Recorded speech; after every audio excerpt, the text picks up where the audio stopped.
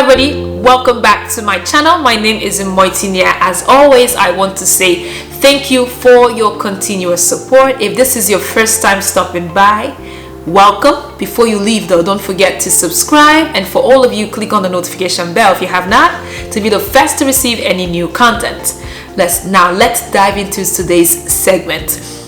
On June 13th of this year, I got struck by a car. My small framed body flew in the air and landed on a metal pole, which was about 15 feet away from me. As a result of the accident, I broke my nose and I had a 16-inch deep cut on my hip with a drain for about 3 weeks. Now, on today's segment, I'm going to be sharing with you some updates as it relates to my recovery process, as well as some advice. We will be right back. Hello everybody, thank you for clicking my channel. My name is Iyore and I am a visual storyteller. Before I begin this segment, I would also advise you that I'll be sharing with you some personal photographs of the accidents. Now, these photographs are very, very heavy, and so I advise that you know how they say viewers discretion is advised. That's basically what I'm doing here. Please, if you know that you're sensitive and you can't handle it, don't listen to me, don't look at the photograph. I will be sharing with you some videos. So this is a video of me when I came home from the hospital. This is exactly what I look like.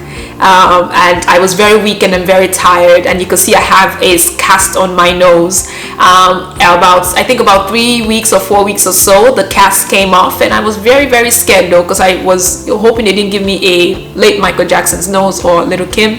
No offense to those people, but I just did not want a nose that didn't look like my nose.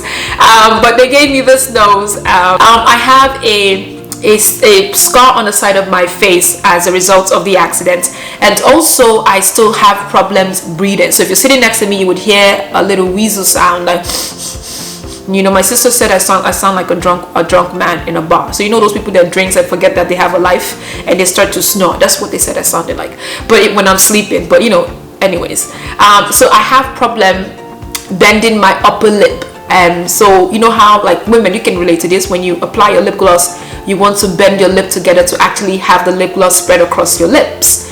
I can't do that yet. I'm going to show you. It's still very hard, and there's a lot of pressure on the side of my nose. So I think that the muscle there hasn't healed at all. It's not flexible yet. So I'm struggling with that, as well as my upper teeth. My teeth right here, it was actually glued to my lips, my upper lip, for a while. So I had a hard time eating, because what's funny though, the two teeth in front are the things you use to grab the food from your spoon into your mouth. You don't know this, but that was something I noticed. Like, I couldn't do it because it was very sensitive and very painful. So I had to eat from the side. I had to learn how to walk. So today I can walk fine. I still have the pain on the side of my hip, which had the 16-inch deep cut and a drain. And here is a photograph of what that looks like. Forgive all the madness. We had to kind of blur this out a little. Overall, I am doing fantastic. Every day is a blessing. Simply because I feel better every day, and that is indeed priceless. So with all that being said, let me share with you some backstories as it relates to the accident. So before I got the accident, here's what happened. In March, I lost my job. That was a reality for many Americans this year as it relates to COVID and due to COVID. In May, I actually got another job, and that was quick. Yes, that was the heart of COVID as well, right? It was said between April and June, about unemployment rate in the US increased about 14%. I started this new job, and I didn't like the job itself because it was physically demanding, and it was diminishing as well. I use the word diminishing because the employers actually speak to the employees nastily. So it was something that really breaks your soul down. I just did not like the environment, and I knew I needed to leave. But I can't leave because it's COVID, as well as I just got there. You know what I mean? So I was like, let me give this thing that time. But what happened was, every day when I get up, I just felt miserable. And I would always say to the universe, please take me out of here, please take me out of here, please take me. I don't want to do this job. I don't want to do this job. And June 13th came, and I got hit by a car. And a few days after that, I got fired because apparently I had abandoned my job. You can see how horrible the company is. I did send them an email stating what had happened, but they fired me anyways. So I felt this though when I was healing. I felt this is the quote that came to my mind. A lot of times when we pray for or when we wish for transformations in our life, right? We don't pray for the strength to be able to handle that which we have prayed for. We don't ever pray for the strength to be able to handle that which we have dreamt or wished for ourselves, right? I'll give you an example. You want to be a mom, you want to be a dad, you want to have children, you want to have that promotion at your job. All of these things are great qualities that elevate our lives as human beings. But what also comes with these three factors are responsibilities, right? So yes, there are blessings to us, but it also comes with lessons. And it also comes with things that allow us to alter our ways completely in a lot of ways, right? As a husband or as a wife, marriage comes with work, right? Marriage, there's a whole lot that goes into creating a good, healthy marriage. If you want to be a mom or dad, there's a lot that comes with taking care of children. So if you're not physically, mentally prepared for that journey, you will screw up. So that's the same thing as praying for blessings. You have to be physically, mentally able to handle the transformation.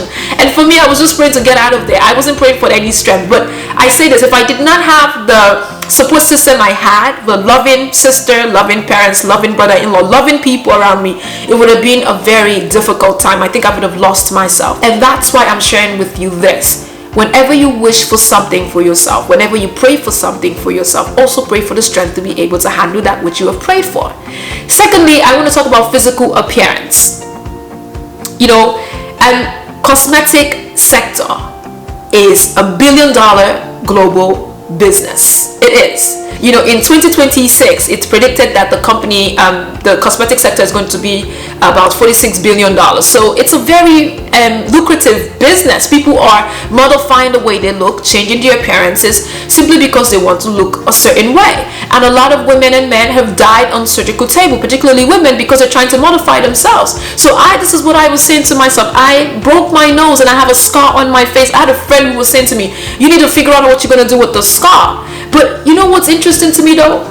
The thing that I had gone through for the last 6 months is way bigger compared to the scar on my face. So I think that if society can begin to focus on the soul, which is a video that I did that deals with our souls. The soul doesn't wrinkle, the soul doesn't age, it beautifies itself, especially when you invest in it. To be kinder, to be loving, to be honest, to be forgiving. These are things that beautifies the soul.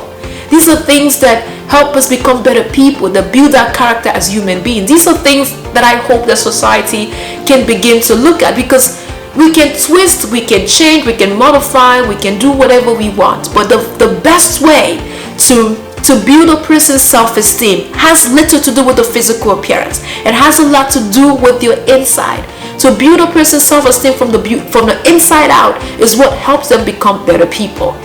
That's what I believe. So yes, we can modify and do all, but then you get out of a building one day just like myself and get knocked out and get hit by a car. And then what happens? You know what I mean? So I think we should really start to think about the physical, the soul part of ourselves. Because these are things that I felt remained with me when I was in the hospital. I didn't have any family members. Because of COVID, I had to deal with myself. If I wasn't a person that admired who I am on a soul level, I would not have been able to cope with me. Constantly beautifying your soul is the key element to having a younger spirit. I believe that. Right? And the last thing I want to talk about is challenges. Yes. You look at this video, I have a hard time walking. And I was miserable, I was tired, and it was a challenging time for me. When I sit in the car, I would start to cry. When I have to use the restroom, I would start to cry, because I kept thinking about, oh my God, yesterday I was able to walk, and today I can't walk, today I can't eat, I had a hard time, I'm losing weight. It was such a horrible experience. But here's what I thought of. Challenges are there not to tear us apart, not to rip us apart. They have come to actually help us uncover our powers as humans, uncover our hidden powers rather. They have come to help us discover or uncover our potentials. Challenges are there as a way for us to be creative as human beings. So the more you accept challenges, the more wiser and sharper you'll be, because you have this foresight to be able to navigate in the world. Challenges comes with lessons, and those lessons are what build the experiences that we have. And these experiences sharpen our minds, it makes us more resourceful, it makes us more attractive, especially when we take all of these things that we've learned and we apply it in our lives, and we use this lessons that we've learned and we share it among the people around us. It makes us just a wonderful person to be around with. It makes us wiser. You know what I mean? So yes, the more challenges you have in life, the better your life really is. Now, don't go looking for challenges. I don't go looking for that. But when it comes to me, I embrace it completely. And here's what I will leave you with. 2020 has been a difficult year for a lot of us, on a personal level and on a global level. But one thing I know for sure about what we have gone through is that we can examine our lives and take the things that we've learned and apply it into our life as a way of self-development. And I must mention this though, today actually makes it 6 months to be exact when I got struck by the truck.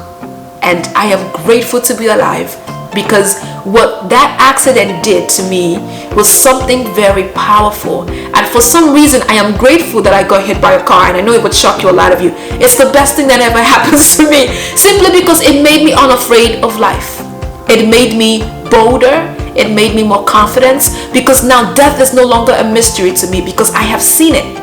I have tasted it. So now I am ready to embrace the world head on. You know, that is all I have. Thank you so much for watching. Don't forget to subscribe. Share with me some of the things you've gone through this year. How have you been able to cope? How are you coping? Because we are still in a pandemic. Things are difficult.